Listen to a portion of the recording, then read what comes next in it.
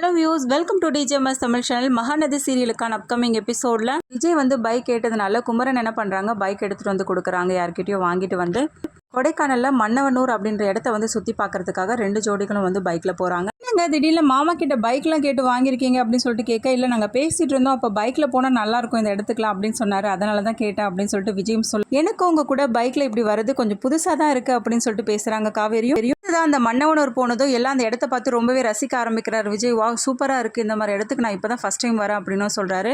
அப்படிங்களா, நாங்கள் இந்த இடத்துக்கு நிறைய தடவை வந்திருக்கோம் தெரியுமா அப்படின்னு சொல்லிட்டு காவேரி சொல்கிறாங்க. அடுத்ததாக இந்த 2 ஜோடிகளும் மாறி மாறி ஃபோட்டோஸ்லாம் எடுத்துக்கிறாங்க.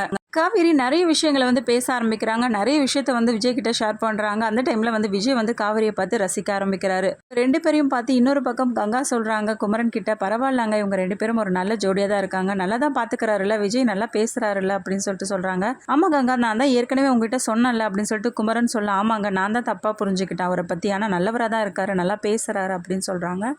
பேரும் இதே மாதிரி எப்போவுமே சந்தோஷமாக இருக்கணுங்க, அதான் என்னோட ஆசையும் அப்படின்னு சொல்லிட்டு கங்கா வந்து குமரன் கிட்ட சொல்லி ஷேர் பண்ணுறாங்க. இதான் குமரனோட அம்மா வீட்டுக்கு போகிறாங்க. அங்கே இருந்த பிரச்சனையை வந்து முடிச்சு வைக்கிறாங்க. இவங்க 4 பேரும் சந்தோஷமாக வரதை பார்த்த பசுபதி, ஓ குமரா நீ இவங்க தான் இருக்கியா, வாப்பா நல்லதா போச்சு, இந்த ரிசப்ஷனுக்கு வந்துடு அப்படின்னு சொல்லிட்டு இன்வைட் பண்ணுற மாதிரி பேசுகிறாங்க. மாதிரி ரொம்பவே கடுப்பாகி போக விஜயும் வந்து சமாதானப்படுத்த, அடுத்ததான் இவங்க 4 பேரும் சேர்ந்து குமரனோட அம்மா வீட்டுக்கு போகிறாங்க. இதற்கு அந்த பிரச்சனையும் முடிஞ்சு அதுக்கப்புறம் வீட்டுக்கு திரும்புகிறாங்க. ஒரு பக்கம் நிவீனை நினச்சி ரொம்பவே கவலையோடு இருக்க யமுனா என்ன பண்ணுறாங்க, திரும்ப நிவீனுக்கு கால் பண்ணி பார்க்குறாங்க. நிவீனும் ஃபோனை எடுக்க மாட்டாரு. வெளியில் போன யமுனா, தயவு செய்து என்கிட்ட பேசுங்க, பேசாம மட்டும் இருக்காதீங்க, நான் பண்ணது தப்பு தான் அப்படின்னு சொல்லிட்டு நிவீன் கிட்ட மன்னிப்பு கேட்குறாங்க. கங்காவும் குமரனும் 2 பேரும் விஜயோட வண்டியிலேருந்து இறங்குறத பார்த்து சாரதா ரொம்பவே சந்தோஷப்படுறாங்க. நீங்கள் 2 பேரும் பழைய மாதிரி இருக்க மாட்டீங்களோ, பேச மாட்டீங்களோ அப்படின்னு சொல்லிட்டு ரொம்பவே பயந்தே போயிட்டண்டி அப்படின்னு சொல்லிட்டு ரொம்பவே ஃபீல் பண்ணி பேசுகிறாங்க சாரதா. விடுமா, தான் நாங்கள் 2 பேரும் பேசிட்டோம்ல அப்படின்னு சொல்லிட்டு கங்கா காவேரி 2 பேரும் சமாதானப்படுத்துகிறாங்க. இதுதான் வீட்டுக்கு போன காவேரி தாத்தா கிட்ட நல்லபடியாக பேசுகிறாங்க. 2 பேரும் மாறி மாறி நலம் விசாரிச்சுக்கிறாங்க. அஜய் ராகினி வீட்டுக்கு வர ஒரு கண்டிஷன் போடுறாரு விஜய்.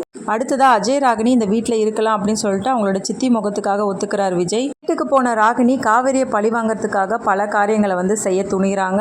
தாத்தா விஜய் இவங்க 2 பேரும் காவேரிக்கு சப்போர்ட்டடாக இருக்காங்க. ராகினியை பார்த்து தாத்தா சொல்றாரு, இந்த வீட்டில் முதல் உரிமை காவேரிக்கு தாமா இருக்கு, அது மட்டும் இல்லாமல் வீட்டோட மூத்த மருமகளும் அவதாமா, இந்த வீட்டு மகாலட்சுமி அப்படின்னு சொல்றது கேட்டு ரொம்பவே கடுப்பாகி போயிருக்காங்க ராகினி.